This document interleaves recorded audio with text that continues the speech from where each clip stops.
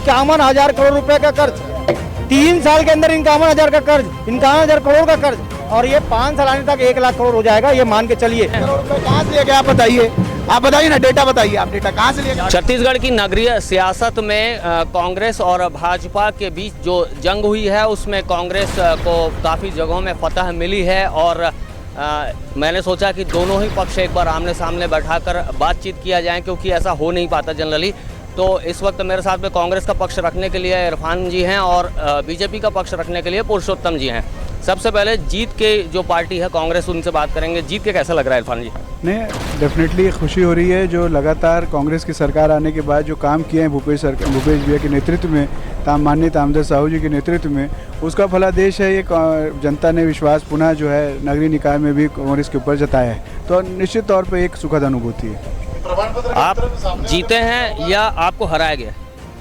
भाई साहब, मेरा ऐसा मानना है कि जो कांग्रेस की जो अभी इस चुनाव को लेकर के जो रणनीति थी, वो रणनीति में कहीं न कहीं प्रशासनिक अलमा का जो है उन्होंने दुरुपयोग किया है, और यह चुनाव की नीति जो बदली है इन लोगों ने, जैसे कि बैलेट पेपर आपने देखा होगा, परिसीमन से लेकर के बहुत सारी ऐसी चीज़ें थी, तो कांग्रेस ने अपना परिवर्तन करके ये चुनाव को छल से जीता है, ये ऐसा हम मानते हैं। छल से जीता कह रहे हैं? पिछले 15 साल इनकी सरकार रही है। निगम भिलाई पहले इसमें निगम में ही आता था, लगातार हमारे 10 साल से वहाँ पर हमारे रहे।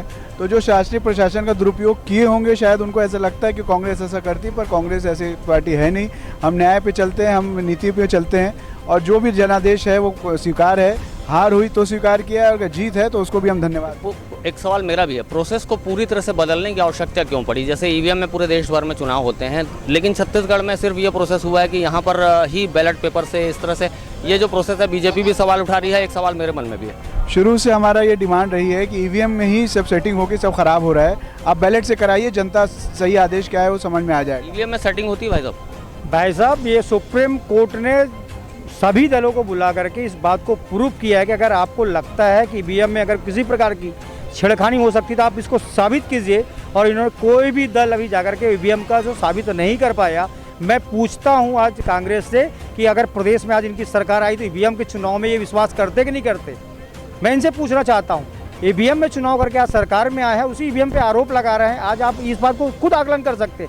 और मैं आपको बता दूं, रिसाली में आप वोट परसेंट देखेंगे तो आज जो है कांग्रेस से कहीं ज़्यादा वोट हम लोग को बीजेपी को मिला है। जनता बीजेपी को जिताना चाह रही थी, ये छल की वजह से जो है आज जो है हम यहाँ पर। छल किस तरह का? जैसे चलिए मान लिया एक बार कि आपका जो आरोप है वो एक बार सही भी मान लें कि मतलब छल हुआ हो, मान लें एक बात, तो आपकी बात को जी आप देखे होंगे कि हमारी 2 वोट से जीत होती है, लेकिन आपके भी तो पार्षद जीत के आए ना, कुछ पार्षद तो जीत के आए। आपको बता रहा हूँ ना, 2 वोट से हमारी जीत होती है। रिकाउंटिंग में अगर वो लगाते हैं तो वो 5 वोट से हम हार जाते हैं, जबकि हमारी कैंडिडेट को जीत के लिए 2 घंटा वेट कराना पड़ता है। वेट कराते हैं कि बोले हम डिक्लेयर कर रहे हैं, लेकिन 2 वोट से हमारी जीत है। लेकिन आपने देखा होगा कि अगर रिजल्ट देते, प्रमाण पत्र देते, हमको बैठा कर रखें, लेकिन कांग्रेस को प्रमाण पत्र कलेक्टर दे देता है। बहुत बार लग चुके हैं कि मतलब जो काउंटिंग हुई, काउंटिंग प्रोसेस में काफ़ी सत्ता पक्ष का प्रभाव बनाया गया और उसको प्रभावित करने की कोशिश की गई। मैंने कह रहा हूँ ना, आप ये सवाल उठा के पूरे शासन प्रशासन सबकी इंटेग्रिटी पे क्वेश्चन मार्क लगा देते हैं। तो आपको लगता है कि कलेक्टर भी बिक गए, आपको लगता है पुलिस भी बिक गई, आपको लगता है सारे प्रशासनिक अधिकारी बिक गए, तो ये सिस्टम पे क्वेश्चन मार्क लगाना बहुत आसान है। स्वीकार करना चाहिए कि पब्लिक ने नकारा है, उसको स्वीकार करने में क्या बुराई है? लगातार काम जो तामदर साहू जी के नेतृत्व में इस क्षेत्र में हुआ है, लगातार जो काम जो भूपेश भैया के नेतृत्व में यहाँ हुआ है, उसका फलादेश हुआ है। स्वीकार करने में क्या बुराई है? स्वीकार कर। सिस्टम पे तो सवाल कांग्रेस पार्टी भी उठाती आई है, तो उठाए, लेकिन जहाँ पे ऐसा नहीं कि पूरे सिस्टम पूरे इलेक्शन पे क्वेश्चन मार्क नहीं लगाए, कहीं पे कुछ विसंगतियाँ हुई वहाँ उठाते हैं। आप पूरे सिस्टम पे पूरे इलेक्शन प्रोसेस पे क्वेश्चन मार्क लगा रहे हैं, ये ठीक नहीं है मेरा। क्या ये मानना है कि जो जनता है उससे जो सरोकार से जुड़े हुए मुद्दे हैं वो पसंद नहीं आया, ऐसा भी कुछ है आप लोगों का पक्ष? ऐसा कुछ कहना है कि आप लोग जैसे स्वीकारोक्ति होती है उस तरह से स्वीकारोक्ति के तौर पे भी कुछ स्वीकारेंगे? भाई साहब, मैंने पहले कहा कि अगर आप यहाँ की वोट परसेंटेज देखें ऑल ओवर, तो कहीं ज़्यादा बीजेपी से हमको वोट मिला हुआ है। जनता बीजेपी को जिताना चाह रही थी, लेकिन मैंने पहले कहा था कि मतदान के 1 दिन पहले इन्होंने जो आदेश निकाला कि बिना एपिक कार्ड का, बिना आधार कार्ड का वोटिंग होगा, मोबाइल अंदर ले जा सकते हैं। हमने आपत्ति दर्ज किया, उसके बाद मोबाइल बैन हुई, लेकिन एपिक कार्ड स्वीकृत नहीं हुआ, बिना एपिक कार्ड का वोट डाले। साथ में हमने 1 दिन पहले कलेक्टर को लेटर दिया था कि हमें कहीं ना कहीं शंका है, उसके बाद भी कलेक्टर उसमें कोई कार्रवाई नहीं किया। हमने मांग किया था कि भाई आप जो है क्षेत्रीय जो है पुलिस से जो है आपने करके दीजिए इनके सवालों का जवाब। निर्वाचन आयोग कोई कांग्रेस का पेड एम्प्लॉयड नहीं है, राज्य निर्वाचन आयोग है, राष्ट्रीय निर्वाचन आयोग है। अब निर्वाचन आयोग पे क्वेश्चन मार्क कर रहे हैं ना, सवाल कांग्रेस से नहीं है। आपको खुद सोचना है कि आप पूरी अथॉरिटी पे क्वेश्चन मार्क कर रहे हैं। एक व्यक्ति एक जगह की किसी एक विसंगति कहीं किसी जगह हुई है, उस पर समझ में आता है। आप तो पूरे सिस्टम पे क्वेश्चन मार्क ला रहे हैं। अब निर्वाचन आयोग पे कोई विश्वास नहीं करता है तो बात खत्म हो जाती है उसकी। अच्छा, आप लोग जीत गए हैं, उसके बाद में आप क्या सोचते हैं? जो शहर विकास की एक सोच होनी चाहिए उसको किस रूप में लेते हैं, कैसे बनाएंगे उसको? क्योंकि ये जो विकास प्रॉम्प्ट वर्ड है उसको सबको ही बोलते हैं, लेकिन कुछ ना कुछ कोई वादे वो पड़े ही रह जाते हैं। जो चरितार्थ किया है तामदास साहू जी ने इस क्षेत्र में 100 करोड़ रुपए से ज़्यादा वहाँ के विकास का लेके आए हैं। हर वार्ड में 40 वार्ड में हर जगह पे सड़क नाली का काम शुरू हुआ है। अंग्रेजी माध्यमिक शाला लेके आए हैं, क्या नाम है, 100 बस्तरों का अस्पताल लेके आए हैं। तो लगातार काम तो चल रहा है और जो स्थितियाँ रहेंगी आने वाले में 100 करोड़ का विकास लेके आए हैं, उसका परिणाम है कह रहे हैं रिसाली में। भाई साहब, मैंने अभी जो है इस चुनाव प्रचार में पूरा 40 वार्ड में कैंपेनिंग किया है। कहीं भी हम जनता से पूछे 100 करोड़ सिर्फ कागज में है, धरातल पे कहीं दिखाई नहीं दे रहा। आज वोट परसेंट हमारा बढ़ने का कारण है ये झूठ बोल करके 100 करोड़ सिर्फ पेपर में शो कर रहे हैं। अब विकास के 40 वार्ड का विकास आप देख लीजिए, कहीं भी आपको विकास यहाँ पे नहीं दिखेगा। हमने इसको मैनिफेस्टो में भी अपने विकाली निगम का हमने इस बात को रखा। ये आपको ये बोल रहे हैं विकास हुआ है, अपने प्रमाण भी दे रहे हैं, किन किन चीज़ों में हुआ है आप बता दीजिए कि किन किन चीज़ों में नहीं हुआ। भाई साहब, रिसाली में बहुत सारी समस्याएं हैं जो हमने अपने घोषणा पत्र में इसको अंकित किया। इस घोषणा पत्र में आप निगम तो बना दिए, निगम बनाना आसान था, ठीक है, आपकी सत्ता सरकार थी, निगम आपने घोषणा किया था, निगम इसलिए बनाया। घोषणा नहीं किया था। तामदास साहू जी को लगा कि इस क्षेत्र में जो यहाँ के विकास के लिए यहाँ एक अलग नगर निगम की आवश्यकता होनी चाहिए। उन्होंने एक प्रयास किया और 1 साल में, 10 साल में नहीं बनते निगम, 1 साल में उन्होंने निगम बनाया।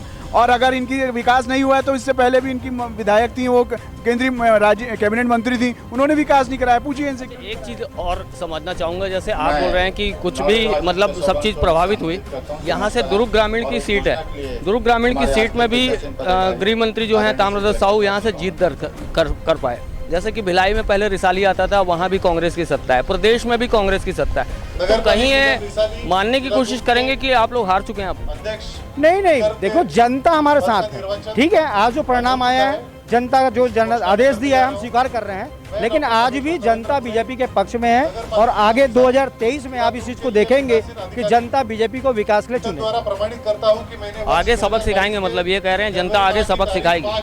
भाई साहब, मैंने पहले कहा कि आज भी हम जो है यहाँ पर कांग्रेस में 40 वार्ड में 12 वार्ड बीजेपी जीता है, लेकिन कहीं ना कहीं कुछ हमारी टिकट वितरण में रहा होगा। 6 पार्षद हमारे जो है निर्दलीय जो है आए हैं बीजेपी समर्थित, मतलब हम अभी टक्कर में कह नहीं सकते। ये पूर्ण बहुमत में भी कांग्रेस यहाँ पे नहीं आई। अच्छा, निर्दलीय ने भी बहुत कुछ आप लोगों को समर्थन किया है, तो क्या कुछ हुआ ऐसा निर्दलियों के साथ? क्या कुछ मतलब ऐसा तालमेल कैसे बैठा आप लोगों को? ये परिपाटी होती है। निर्दलीय हमेशा जो राज्य की सरकारें जिस जगह में होती हैं तो सरकारों के साथ इसलिए जाना चाहते हैं कि उनके क्षेत्र में ज़्यादा विकास हो।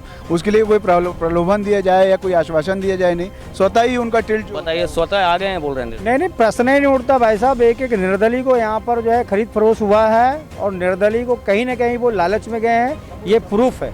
सबूत दीजिए ना, सबूत दीजिए। सबूत आपके सामने है भाई साहब कि हमारा जो है आगे 3 जो है मतलब क्रॉस वोटिंग की सबूत वोटिंग हो रही है। आप बताइए, कांग्रेस 27 के 27 है, बीजेपी क्रॉस वोटिंग निर्दलीय को हो रही। पार्षद को आपको अपना घर देखना चाहिए, आप दूसरों की उंगली उठा। निर्दलीय का प्रलोभन भाई साहब, 21 कांग्रेस है, लेकिन जो है 5 जो निर्दलीय प्रलोभन में कहीं के गए। भाजपा वाले थे ना, कितने मिले महापौर को वोट? आप अपना घर देखिए ना, दूसरों को क्या इशारा कर। नहीं भाई साहब, बिल्कुल, मैं तो बोला ना भाई, देखिए आज प्रबोधन दे करके आपने जो है, ठीक है, हमारा जो है कहीं कोई दिक्कत नहीं है, हम तो जनादेश को स्वीकार कर रहे हैं, लेकिन आपने प्रबोधन दिया है, ये बात का प्रूफ है। आपका वोट 21 से जो है, आप मेरे को बताइए, आज 27 कांग्रेस को मिला है, तो कहीं ना कहीं निर्दलीय स्वतः आपके पास बहुमत थी, आपके पास बहुमत थी, लेकिन जाने का क्या कारण था? वो प्रबोधन है, वो साफ स्पष्ट यहाँ पे दिख रही है। एक बड़ा और अंतिम सवाल है, अब आप लोग सत्ता में है, नहीं आओ सत्ता में, तो अब सत्ता में रहते हुए जनता की सेवा करेंगे? ये इसी तरह से पक्षपात तो नहीं होगा? कहीं कोई जो बीजेपी का वार्ड पार्षद जीत के आया तो उसके वार्ड में विकास नहीं होगा, या फिर आप अपने वार्ड पार्षद जो हैं कांग्रेस के, उनके ही क्षेत्रों को ज़्यादा ध्यान देंगे, या जो एक न्यूट्रल विकास की एक परिपाटी होती है वो होगा? ये परिपाटी कांग्रेस की परिपाटी रही। जब केंद्र में हमारी मनमोहन सरकार थी तब भी भारतीय जनता पार्टी के शासित राज्यों में लगातार जो पैसा देना चाहिए वो दिया गया। आज तो मनरेगा का पैसा नहीं आ रहा है केंद्र से। अब ये पक्षपात कांग्रेस सिमट भी तो गए आप लोग केंद्र में। वो देखिए वही बात है, आप सारी चीज़ों को आप समझते हैं।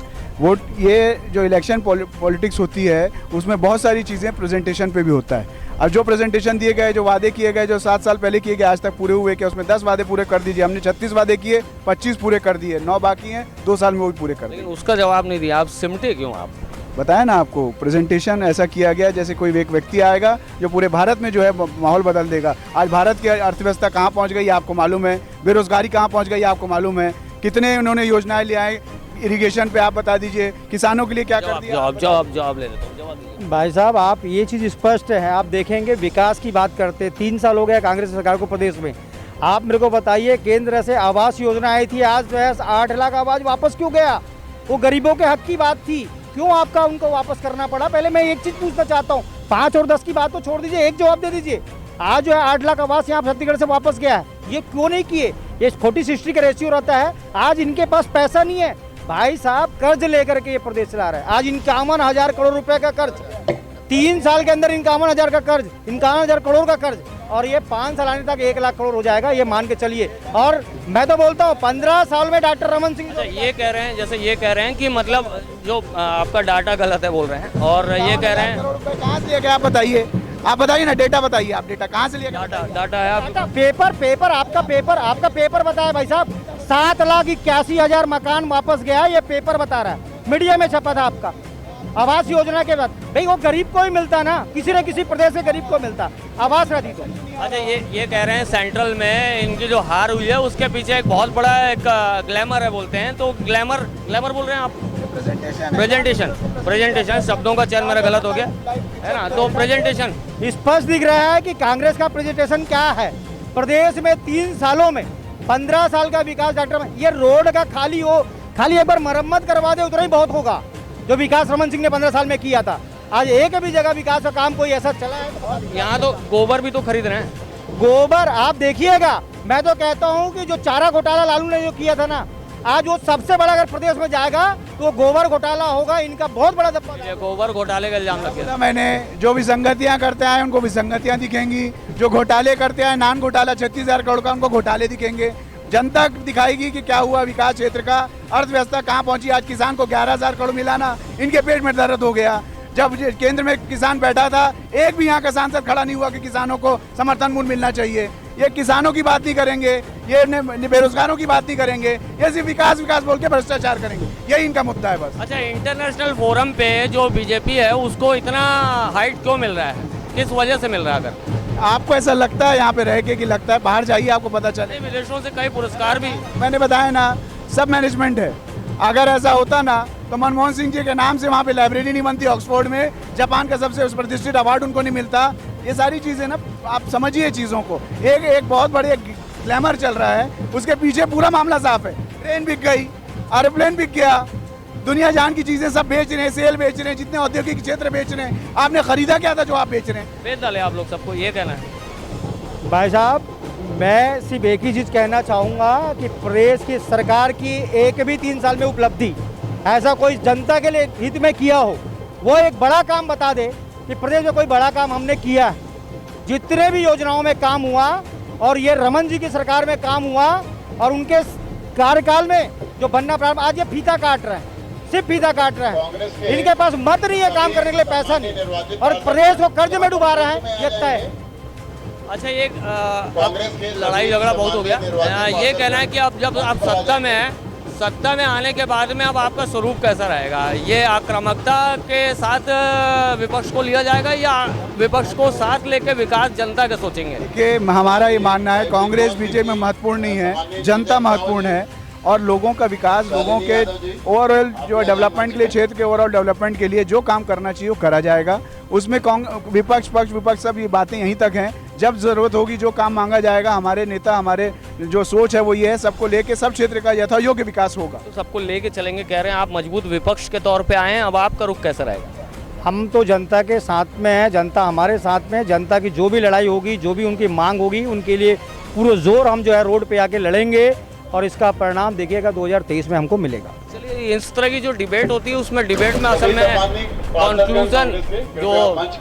कंक्लूजन निकालना है वो थोड़ा मुश्किल होता है। विकास की बातें एक पार्टी करती है, विकास की बातें दूसरी पार्टी करती है, आरोप भी एक पार्टी लगाती है, दूसरी भी पार्टी आरोप लगाती है। इन सब के बीच में जो तह तलाशना है वो आप दर्शक हैं, जनता हैं, आप जनार्दन हैं, आपका काम है। आप बेहतर समझ सकते हैं कि किन विषयों पे बात हो रही है और आपको क्या मिल पाया आज तक। नेशनल फर्स्ट ABK न्यूज़ के लिए छत्तीसगढ़ के रिसाली से मैं हूं शशिकांत।